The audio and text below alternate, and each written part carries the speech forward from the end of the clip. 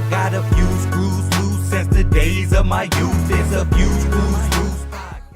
Black businesses. Everybody tries to guilt you into shopping at black businesses. Oh, we need to support each other in the community. Well, let me tell you something. I support my household. So unless you can offer the same product that I buy elsewhere at a comparable price, yo, I'm sorry. Peace. Because at the end of the day, I'm taking money out of my pocket, food out off of my table to help you support your dream, which I'm not knocking you for having, but unless you could compete with wherever I get my goods, like if you can compete with their price, I'm with it. But if not, yo, you're not going to guilt me into spending more money with you because you're black. That's backwards economically. Like, I'm going to go broke to help you get rich. Nah, that's not how it works. And I like that BS. They try to guilt you. And you think about the black people who are rich, who do give back to the communities in a massive way, like LeBron James and things like that.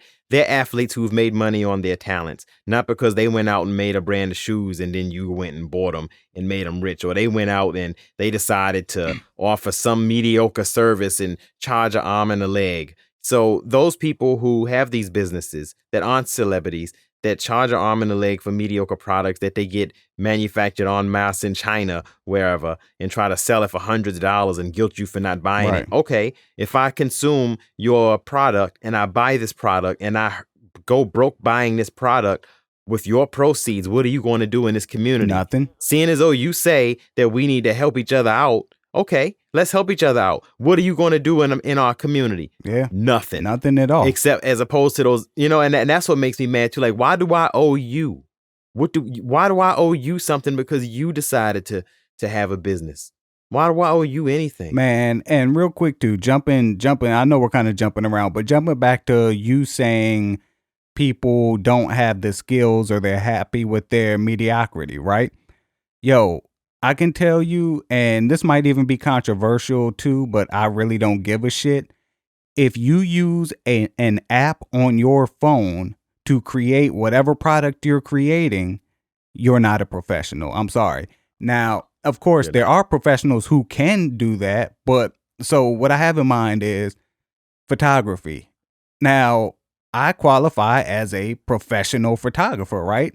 Years and years of experience, right? Portraits, landscapes, you name it. Lighting, shit, you name it. But what I'll say is when Instagram first came out with all them filters and shit, man, everybody thought they was a photographer. So it's like you're doing this shit. The app is doing the work for you. The app is adjusting the exposure automatically, the contrast automatically, the white balance automatically. Like half of you niggas don't even know what aperture is. You know what I'm saying? So they don't know what that is. It's like you can't tell me you're a professional photographer if you don't know what aperture is, if you don't know what ISO is and how that relates to photography. Like, yo, man, music. This is what got me out of music. Yo, for me to make you a beat, right? An original beat, whether it contains samples or not, I'm gonna charge you a minimum $300 to $500, right? So people are like, yo, that's too expensive, man. I can go to so-and-so and get beats for $50. Okay, well, you do that. But so one of the people, this was a couple years ago, they sent me a link to his Instagram page. He sells beats on Instagram. And one, he's not selling you the beat. He's licensing the beat to you and about 300 other people. But the nigga was using an app on his phone to make beats. I'm sorry. How can you even mix on a phone? You don't have studio monitors. So how can you tell how accurate your sounds are? Like, get the fuck out of here. You're using stock sounds in some app, fake drummers. Like, and not to knock it for the people that use it for the novelty, but that shit is novelty. That shit is not professional level anything. So anyway, I'm going on a rant now because now that's the shit that makes me mad because, and not to toot my own horn, but everything that I do, I put years into this shit before I've even presented it to anybody. Like, I'm not going to go buy a camera and then 2 months later talk about I'm a photographer. Man, I'm going to walk around with that damn camera for 5 years, mastering that shit before I even show anybody anything, right?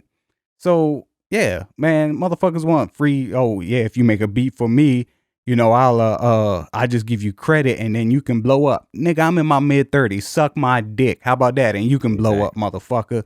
But like at the Exactly. end of the day, motherfuckers want you to do shit for free, but they still want you to support them.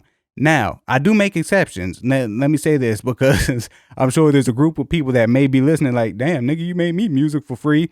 If I fuck with you and I support what you're doing, I don't even look at it as work. I look at it as me contributing to you because I believe in you, right?